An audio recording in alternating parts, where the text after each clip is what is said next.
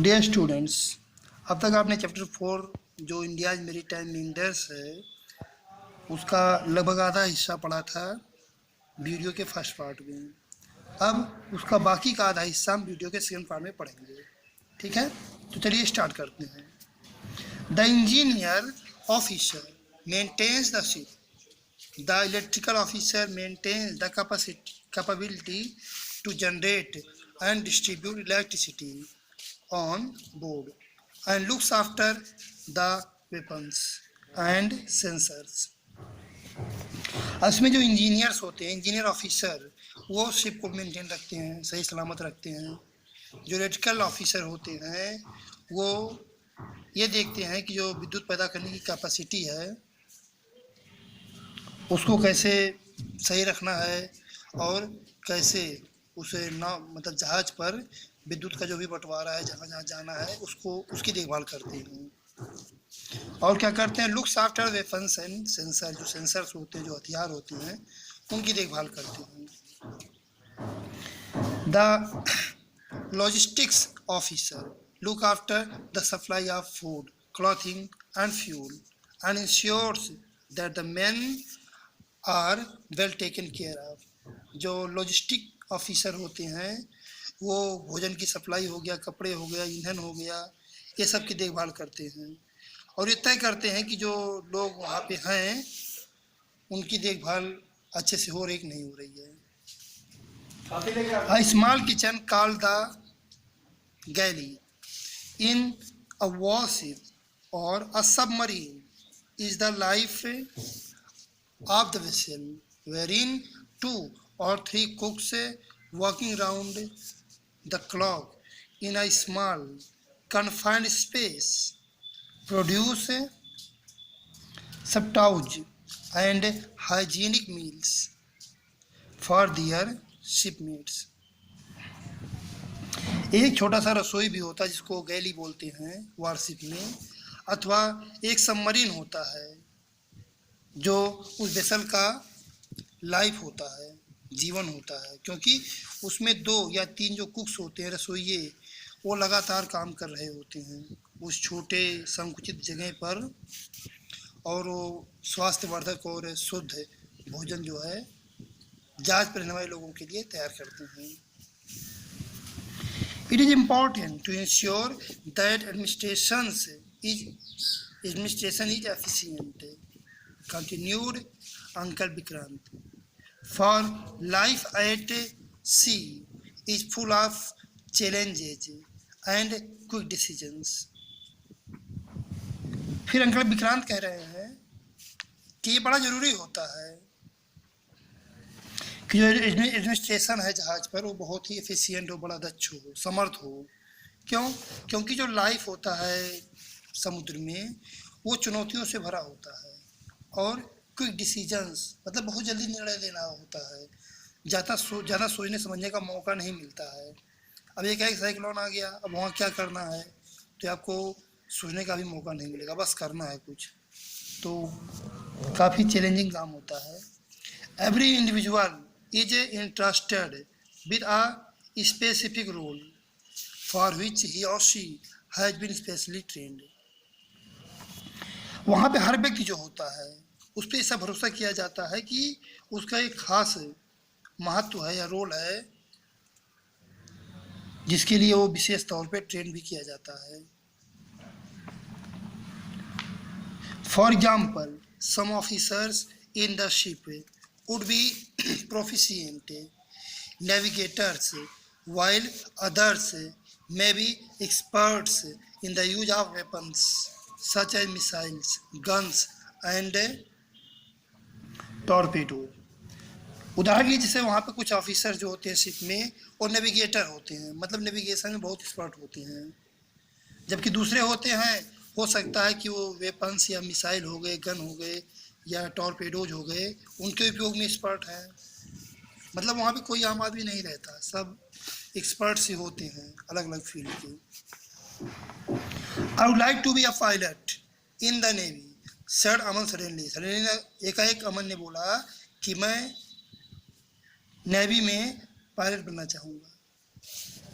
I feel it will be dangerous but rewarding. मुझे ऐसा लगता है कि बड़ा खतरनाक होगा लेकिन रिवॉर्डिंग होगा, पुरस्कृत होगा या पुरस्कार देने योग्य होगा।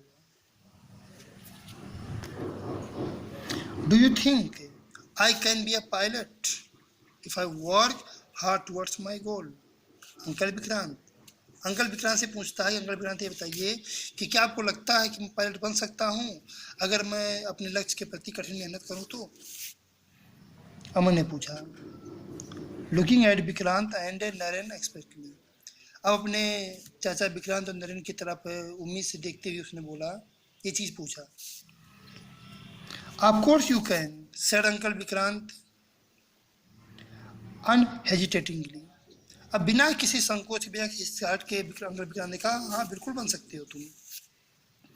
The pilots in the navy could get an opportunity to fly a range of aircraft from fighter planes such as MiG-29K to large Boeing to helicopters from small decks of the ships.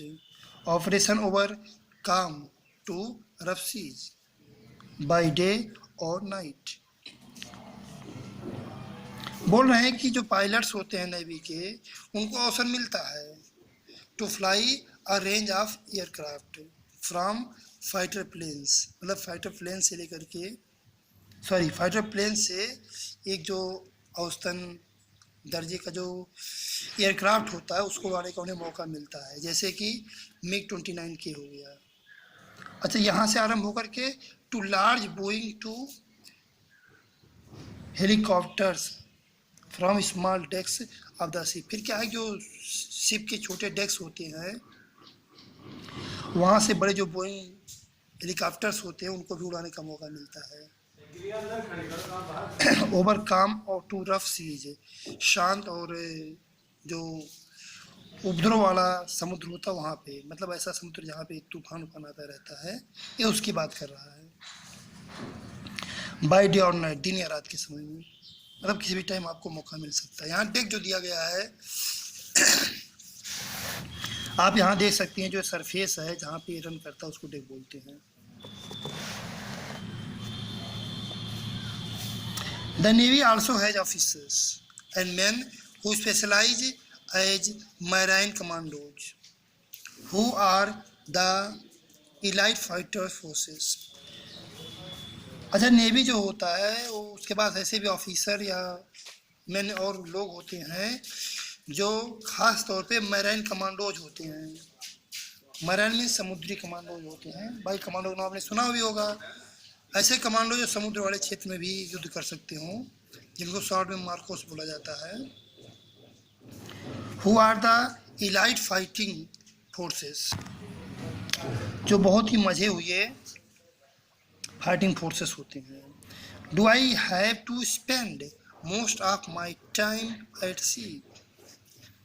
कह रहा है, अमन पूछ रहा है अपने uncle Vikrant से पूछ रहा है कि क्या I have to spend most of my time at sea, क्या मुझे अपना अधिकतर समय समुद्र में ही बिताना पड़ेगा? तो अंकल हंसते हैं इस बात पर, uncle Vikrant. Are you having second thought about joining the navy, he asked in his forthright. अब जब ऐसा पूछा तो उसके अंकल हंसे और उन्होंने कहा कि क्या तुम नेवी ज्वाइन करने के विषय में क्या दूसरी सोच रखते हो, मतलब क्या तुमने अपनी सोच बदल लिया है? He asked in his forthright manner and Aman looked a trifle abashed. उन्होंने हंस करके थोड़ा सा पूछा, तो हुआ ये कि अमन इस बात को देख करके थोड़ा सा सहम सा गया। अमन, the ship has its own home port and one gets to spend some time in or close to that port. Every individual gets an opportunity to visit far-flung places in India and abroad. Whilst at sea, the Navy looks after the welfare of our families through the family welfare cell, which is manned 24/7.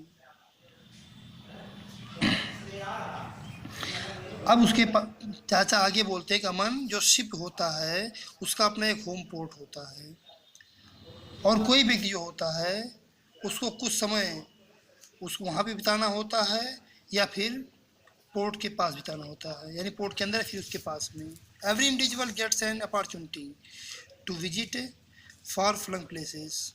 प्रत्येक व्यक्ति को अवसर मिलता है दूर जाने का भारत में या भारत से कहीं और। जबकि समुद्र में क्या होता है कि समुद्र में जो नेवी होते हैं वो देखभाल करते हैं हमारे परिवारों का, एक फैमिली वेलफेयर सेल के द्वारा, जो जिसमें जो लोग होते हैं वो 24/7 होते हैं। कहने का मतलब यह है कि 24 घंटे वो हर दिन, सप्ताह के 7 दिन 24 घंटे वो काम कर रहे होते हैं। So are all your questions answered young man, say Narendra. तो नरेंद्र ने कहा कि क्या नौजवान, क्या तुम्हारे सभी प्रश्नों का जवाब तुम्हें मिल गया? And Aman nodded and thanked him and his uncle. फिर अमन ने अपना सर हिलाया, उनको और अपने चाचा को धन्यवाद दिया। Then holding his uncle's hand he asked, फिर अपने चाचा का हाथ पकड़ करके उसने पूछा, would you come over to our school to address the students? क्या आप हमारे स्कूल में विद्यार्थियों को एड्रेस करने या संबोधित करने आएंगे? We are all eager to know how the navy works and would like to hear more about it from both of you. उसने कहा कि हम सभी बहुत उत्सुक हैं ये जानने के लिए कि नेवी कैसे काम करती है, और हमको और भी ज़्यादा सुनना पसंद है इसके बारे में आप दोनों से। If you share some of your experiences with us it will be wonderful. अगर आप लोग अपने कुछ अनुभवों को हमसे शेयर करें तो ये बहुत ही अद्भुत होगा। We certainly will, said two friends together. दोनों मित्रों ने, मतलब उसके चाचा और जो नरेंद्र थे, दोनों ने एक साथ कहा कि हाँ, हम निश्चित तौर पे ऐसा करेंगे। Keep your questions ready and we will be there to answer them. अपने प्रश्नों को तैयार रखो और हम उनका जवाब देने के लिए वहाँ पर होंगे। Aman thank them and the three of them went out to the ice cream parlour to have the treat that Vikrant had promised his nephew. फिर अमन ने उनको धन्यवाद दिया और ये तीनों एक आइसक्रीम पार्लर था वहाँ पर गए एक ट्रीट लेने के लिए, जिसको विक्रांत ने, जो अंकल विक्रांत थे, उन्होंने अपने भतीजे को प्रॉमिस किया था। तो इस तरह से चैप्टर आपका फिनिश हुआ। अब इससे रिलेटेड एक्सरसाइज आप कर सकते हैं। Thank you.